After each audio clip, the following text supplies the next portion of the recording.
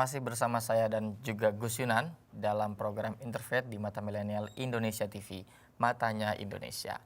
Tadi Gus Yunan sudah sempat menjawab, mengeluarkan kalimat pertamanya, tapi kemudian saya cut karena harus iklan dan break terlebih dahulu. Tadi menyambung dengan apa yang disampaikan oleh Gus Yunan bahwa kita tidak boleh sembarangan bahkan memilih guru kalau ternyata perilakunya, ucapannya tidak mengajak pada kebaikan dan tidak ada suri tauladan di dalamnya.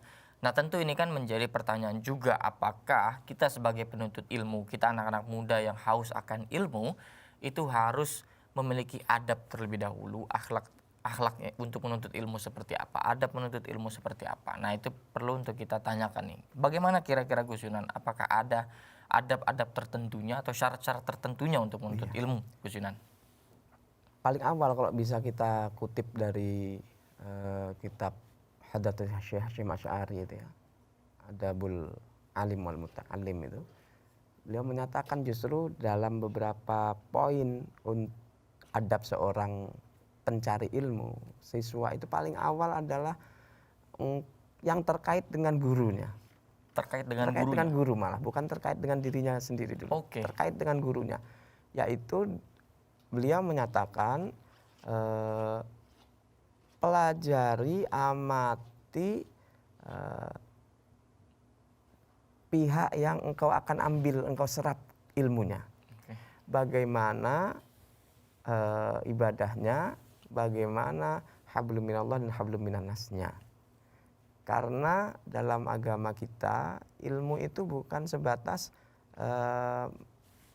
berhenti di otak. Oke. Ilmu itu terserap dan menggerakkan seluruh jiwa kita. Jiwa, raga, fisik, semuanya bergerak.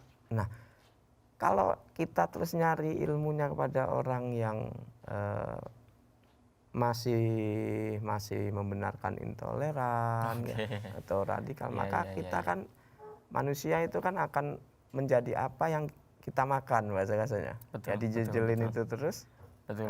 Bahkan itu sekarang terjadi di banyak tempat, Gus. Ketika misalkan ini ada anak-anak muda yang ikut pengajian, tapi setelah keluar dari tempat pengajian dia malah menyalahkan banyak orang, mengkafirkan banyak orang, karena dia pikir pengajian itulah yang paling benar. Itu gimana, Gus? Karena apakah bisa dikatakan itu salah memilih tempat mengaji atau bagaimana? Betul. Bisa disebut begitu karena secara tradisi ya, tradisi keilmuan kita bahwa agama Islam ini tidak memisahkan antara ilmu dan amal. Oke. Ilmu dan amal. Nah, justru amal itu adalah bukti bahwa seseorang itu soleh. Soleh secara individual dan soleh secara sosial, secara perilaku, ada bukti nyatanya. Makanya Imam Ibnu Athaillah tadi sudah saya singgung, la tashab man la yunhiduka haluhu wa la yadulluka 'alallahi maqaluhu. Jangan bersahabat, jangan berguru kepada yang kondisi luarnya tidak menginspirasimu, tidak menunjukkan padamu bahwa dia orang yang berakhlak, yang ngamalin ilmunya ngomong jangan sombong. Dilihat tutur katanya, bagaimana menghargai orang lain, baik di bumi, di dataran, maupun ketika di atas mimbar, maupun ke dalam bahasa sekarang dunia medsos. Itu bukti nyatanya di situ. Nggak boleh kita pisah-pisahkan merujuk pada seperti itu. Maka Hadats Syekh itu menumbuhkan pilih-pilih. Poin paling nomor 1 itu pilih-pilih gurumu itu. Nah, ini sudah disinggung oleh salafus soleh juga. Pilih-pilih benar. Artinya misalkan ketika kita mendapatkan tempat belajar atau guru yang salah, kesalahan itunya juga akan mengalir terus-menerus dong, Gus? Terus-menerus, terwariskan. Akan terwariskan. Jadi man sanna fil islami, siapa yang mentradisikan keburukan atau terwariskan terus-menerus terdaur ulang, maka dapat punishment keburukan yang sama terus. Jadi ada keburukan jariah lah ya. Kita kan sering mendengar banyak yang bisa menyelamatkan kita nanti kelak di akhirat adalah amal jariah tadi, amal baik yang terus menerus berjalan. Tapi kalau keburukan pun sama hukumnya begitu. Iya ya, Gus? bisa, betul. Itu berarti Kan Nabi bersabda begitu ya. Man sanna fil islami sunnatan hasanatan falahu ajruha wa ajru man amila biha.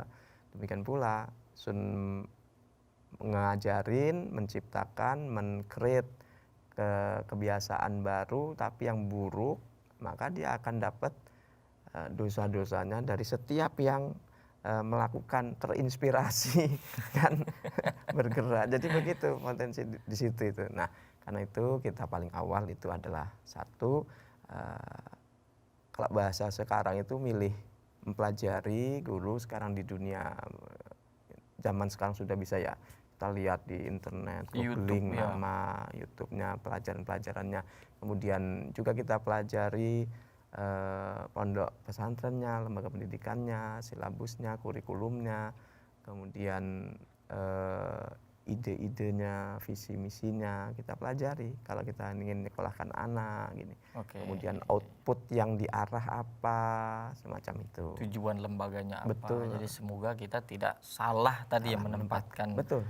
tempat belajar, sekalipun mungkin niatnya bagus untuk menuntut ilmu, Betul. untuk belajar, tapi kalau salah-salah tadi Iya, bisa mengalir juga ke kesalahan. bisa berabe. Nah, pulang-pulang terus nyalain orang tuanya apa gitu kan. Padahal itu tadi ya Mas ya, bahwa kalau ilmu itu masuknya ke otak, tapi yang diinginkan dari ilmu itu sesungguhnya terbentuk karakter, akhlak kan. Oke, Terbentuknya artinya semakin kita menuntut ilmu harusnya semakin terbentuk akhlaknya. terbentuk Nah, akhlak. kalau misalkan in case nih beberapa kasus ilmunya banyak, pinter, banyak lah itu ilmunya, tapi akhlaknya bisa tidak berkorelasi dengan ilmunya. Iya. Itu bagaimana kira-kira Gus Yunan? Akan kita jawab di Iya. segmen berikutnya, jadi tetap saksikan Interfaith di Mata Milenial Indonesia TV, matanya Indonesia.